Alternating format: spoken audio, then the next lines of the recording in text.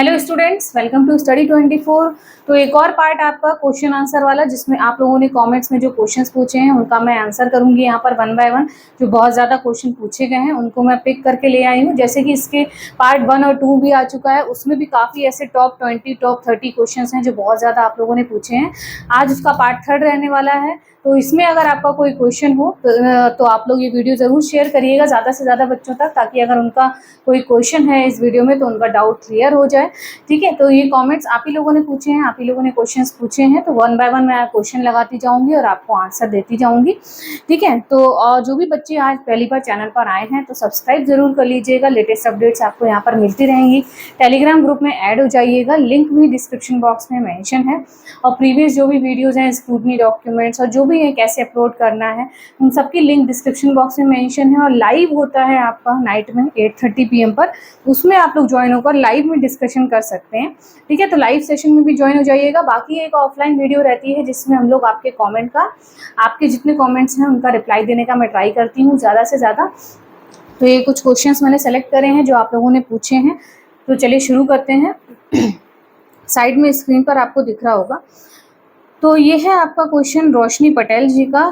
Ma'am, मेरे पास experience भी है पर अभी बना है, फॉर्म भरते टाइम नहीं बन पाया था, तो मैंने फॉर्म भरते टाइम एक्सपीरियंस वाले ऑप्शन पर नो पर क्लिक कर दिया था। देखिए साफ साफ उसमें मेंशन है, क्रूशियल डेट से पहले आपकी सारी चीज़ें होनी चाहिए, एक्सपीरियंस भी पहले का ही होना चाहिए। तो अगर आपका पहले का होता है तो आप वो लगा दीजिए, पहले का ही आपका यहाँ पर वैलिड होगा। सारी चीज़ें आपकी जैसे एजुकेशन क्वालिफिकेशंस हो गई, कास्ट सर्टिफिकेट हो गए, ये जो भी आपकी PWD सर्टिफिकेट होगा, सब कुछ आपका क्रूशियल डेट से पहले का होना चाहिए। एक्सपीरियंस भी अगर उन्होंने मांगा है तो वो भी आपका क्रूशियल डेट से पहले का होना चाहिए। ठीक है, और एक्सपीरियंस आपका उस पर भी डिपेंड करता है कि भाई जो पोस्ट पे आप सेलेक्ट हुए हैं उस पर एक्सपीरियंस मांगा गया है नहीं मांगा गया है, वो आप देख लीजिएगा कि अगर उसमें एक्सपीरियंस मांगा है तो वो क्रूशियल डेट से पहले का आपका सर्टिफिकेट होना चाहिए। ठीक है, नेक्स्ट आपका क्या है, माई मंडला लाइफ जी। सर अपने में मेरे को बताया कि 1 साल पहले वाला अपलोड करने के लिए OBC NCL, मेरे पास क्रूशियल डेट के बाद का भी है, तो भाई पहले का भी कर लीजिए, दोनों क्रूशियल डेट के आगे और बाद का मिला के अपलोड करूँ। भाई प्रीवियस का ही करिए, क्योंकि प्रीवियस ही आपका मांगा गया है, वही आपका सही रहेगा। तो प्रीवियस अगर आपके पास है क्रूशियल डेट का तो वही आप उसको अपलोड कर दीजिए। ठीक है, नेक्स्ट आपका क्या है मैम, SC का सेंटर का कास्ट सर्टिफिकेट 8 मई 2023 का बना हुआ है मेरा, तो क्या लेटेस्ट बनवा? बिल्कुल SC ST का आपका 5-6 साल पुराने भी आपके चल जाते हैं, तो आपका ये चल जाएगा। सेंट्रल का है तो यही आप लगा दीजिए, आपको न्यू बनवाने की अभी नीड नहीं है। ठीक है, नेक्स्ट आपका है मैम, मैंने NR 13124 पोस्ट भरी थी बट उसका रिजल्ट नहीं शो हो रहा है। देखिए सभी के रिजल्ट आपके आ गए हैं, एक बार ध्यान से देखिए। अगर वो नहीं शो हो रहा है यानी कि वो पोस्ट या तो कैंसिल हो गई होगी, क्योंकि सभी का रिजल्ट आपका आ चुका है। ठीक है, नेक्स्ट है आपका, मैम मैंने डॉक्यूमेंट्स तो अपलोड कर दिए हैं पर सेल्फ अटेस्ट के लिए सिर्फ साइन और डेट डाल दी है, जैसा आपने बताया नेम नहीं लिखा। कोई बात नहीं, साइन और डेट कर दिए तो भी आपका चल जाएगा। वैसे नाम लिख के उसके ऊपर साइन डेट डाल देते हैं, वो भी सेल्फ अटेस्ट हो जाता है, ऐसे भी आपका काम चल जाएगा। ठीक है, नेक्स्ट क्वेश्चन है आपका CGL बॉय संतोष की तरफ से। मैडम हम PH डिसेबिलिटी में आते हैं, मेरा PH डिसेबिलिटी पहले का बना है वो अपलोड कर दें, SSC का फॉर्मेट में करना है PH डिसेबिलिटी। देखिए SSC का जो फॉर्मेट है और जो आपका बना है उसको मैच करिए, क्राइटेरिया लगभग सेम रहता है, तो न्यू बनवाने की नीड नहीं है। वही आपका वैसे PWD वाले वही आपके चले आते हैं जो आपके पास हैं। अगर आप एक बार सेंटर फॉर्मेट वाला जो उन्होंने फॉर्मेट दिया है उससे थोड़ा सा क्राइटेरिया मैच कर लीजिएगा। ठीक है, नेक्स्ट क्वेश्चन आपका क्या दे रखा है यहाँ पर, हाँ मयंक जी का क्या है, hello I have selected for scrutiny for post. ठीक है, सीनियर टेक्निकल असिस्टेंट। इन्होंने क्या कहा है, essential qualification for this post is a diploma civil engineering but I have a degree. देखिए अगर उन्होंने डिप्लोमा मांगा है तो डिप्लोमा ही आपके पास होना चाहिए, डिप्लोमा ही आप लगाएंगे, डिग्री नहीं लगाएंगे। ठीक है, क्योंकि उन्होंने स्पेशल लिख दिया है आपके लिए कि डिप्लोमा ही होना चाहिए, तो डिप्लोमा ही लगाइए आप वहाँ पर। नेक्स्ट क्वेश्चन है आपका, मैम OBC मार्च 2023 का चलेगा क्या? हाँ बिल्कुल आपका चल जाएगा, 1 ईयर वैलिड तो आपका रहता ही है। तो ये आपका क्यूरियस जी बिल्कुल आपका ये वाला वैलिड हो जाएगा। ठीक है, और आपका क्या है नेक्स्ट क्वेश्चन, मैम मेरे पास सेंट्रल गवर्नमेंट का OBC सर्टिफिकेट क्रूशियल डेट से 1 मंथ बाद का है, तो क्या मैं स्क्रूटनी में अपलोड कर सकता हूँ? देखिए अगर आपके पास प्रीवियस का कोई है तो वही लगा दीजिए, क्योंकि प्रीवियस का आपका मांगा गया। और अगर सेंट्रल का आपके पास, देखिए बहुत ज़्यादा बच्चे यही मिस्टेक करते हैं कि सेंट्रल का नहीं होता है, स्टेट का होता है, या क्रूशियल डेट से पहले का नहीं है। तो अगर आपके पास स्टेट का है कोई क्रूशियल डेट से पहले का, तो वो भी अपलोड कर दीजिए, और सेंट्रल वाला जो अभी आपने बनवाया है तो वो भी अपलोड कर दीजिए, क्योंकि वो पहले का भी देखते हैं और बाद का, मतलब सेंट्रल का भी देखते हैं, क्रूशियल डेट से पहले का भी देखते हैं। और आप लोगों को एक मौका और भी दिया जा सकता है, जैसे कि एक्सेप्टेंस और रिजेक्शन लिस्ट आती है, तो हो सकता है वो बोलें कुछ एफिडेविट के लिए या कुछ भी बोलो, ऑब्जेक्शन के लिए आपको कुछ टाइम दे सकते हैं, कुछ आपको क्लैरिफिकेशन करने के लिए, तो आप लोग वहाँ पर कर दीजिएगा। तो आप सेंट्रल वाला ज़रूर लगा दीजिए, क्योंकि सेंट्रल का ही आपका मांगा भी जाता है, 1 मंथ बाद का है, लेकिन लगा दीजिए। और स्टेट वाला भी लगा दीजिए, क्योंकि आपने उसके अकॉर्डिंग ही डिटेल्स एप्लीकेशन फॉर्म में फिल करी होंगी। ठीक है, नेक्स्ट आपका क्या दे रखा है क्वेश्चन, देखते हैं। आलोक कुमार जी ने क्या पूछा है, which document can be used in caste certificate and age relaxation. देखिए कास्ट सर्टिफिकेट में भी, कास्ट सर्टिफिकेट आपका ओबीसी एससी एसटी का यूज हो जाएगा, उसी के बेस पर आपको एज में रिलैक्सेशन मिलेगा।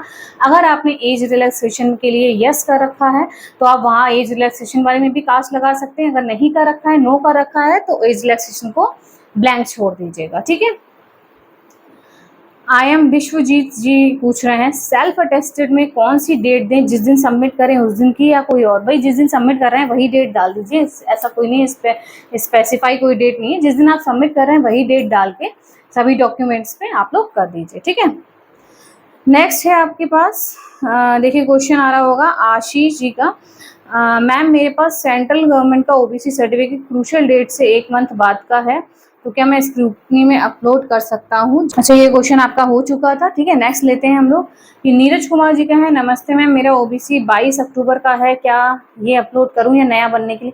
देखिए नया आप बनवाएंगे ऑब्वियसली वो क्रूशियल डेट के बाद का होगा, तो जो अभी आपके पास है आप वो वहाँ पर अपलोड कर दीजिए। ठीक है, हमेशा मैं यही कहती हूँ कि जब भी कोई फॉर्म आए अपने डॉक्यूमेंट्स को तुरंत रेडी कर लीजिए।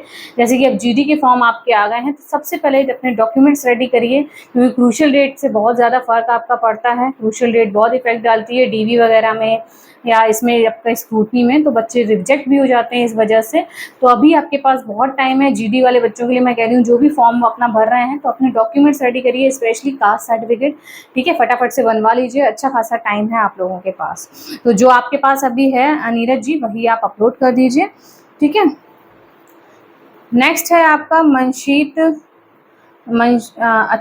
शीतल ब्रार। ठीक है मैम, सिर्फ लास्ट सेमेस्टर की मार्कशीट एंड डिग्री अटैच कर दें या फिर ऑल। अगर आप लोग सभी का पीडीएफ बना के एक में वो पीडीएफ बना दीजिएगा, वो कर दीजिए, नहीं तो लास्ट वाले भी कर सकते हैं। अगर सभी का एक में मर्ज कर देंगे तो ज़्यादा सही रहेगा। ठीक है मैम, ओबीसी सेंट्रल का नहीं है तो अभी बना के अपलोड कर सकते हैं। देखिए इतनी जल्दी नहीं है, आपका ओबीसी बन जाएगा, 24 तारीख आपकी लास्ट डेट है, तो अभी आपके पास जो भी है आप वही अपलोड कर दीजिए। अगर 24 तारीख तक आपका बन जाता है, लेकिन वो क्रूशियल डेट से बाद का आपका होगा, तो ये पूरा रिस्की है मामला। वो लोग एक्सेप्ट भी कर सकते हैं, रिजेक्ट भी कर सकते हैं, या हो सकता है आपको एक और क्लैरिफिकेशन का मौका भी दें कि भाई क्रूशियल डेट से पहले का क्यों नहीं है, तो आप एफिडेविट बाद में लगाएं।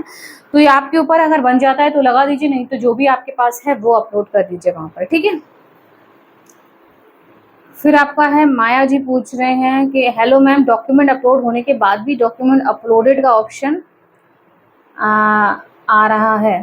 देखिए ऐसा एक दो बच्चों के और भी साथ हुआ है, तो हो सकता है सर्वर की वजह से, क्योंकि उनका फिर बाद में सही हो गया कि डॉक्यूमेंट नॉट अपलोडेड करके आ रहा था, फिर बाद में उनका सही हो गया, तो सर्वर का इशू हो सकता है, और कोई ऐसी प्रॉब्लम नहीं है, तो आप लोग देख लीजिएगा। ठीक है, और आपका क्या है नेक्स्ट क्वेश्चन है, मैम पीडब्ल्यूडी का यूडीआईडी कार्ड लगेगा या सर्टिफिकेट, कोई भी आप लगा दीजिए, दोनों है तो दोनों लगा सकते हैं, एक भी लगा सकते हैं, काम आपका चल जाएगा। डीवी के टाइम पर दोनों चीज़ें भी लेके जा सकते हैं। ठीक है, नेक्स्ट है ओबीसी एससी एसटी में भी सेंट्रल वाला और एज रिलैक्सेशन में भी। हाँ देखिए सेंट्रल वही, अभी सेम वही क्वेश्चन कि एज रिलैक्सेशन और कास्ट वाले में कौन कौन सा लगेगा, तो वही सेंट्रल फॉर्मेट आपके होने चाहिए। अब वही कास्ट सर्टिफिकेट आपका ओबीसी एससी एसटी में एज रिलैक्सेशन के लिए भी काम कर जाएगा आपका। ठीक है, एक्स सर्विसमैन के लिए एज रिलैक्सेशन, ये पहले भी क्वेश्चन पुटअप हो चुका है। ठीक है, इसको मैंने बताया था लास्ट वीडियो में भी।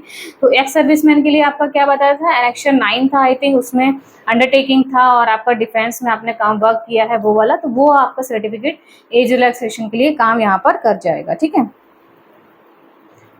और आपका क्या यहाँ पर क्वेश्चन दे रखा है,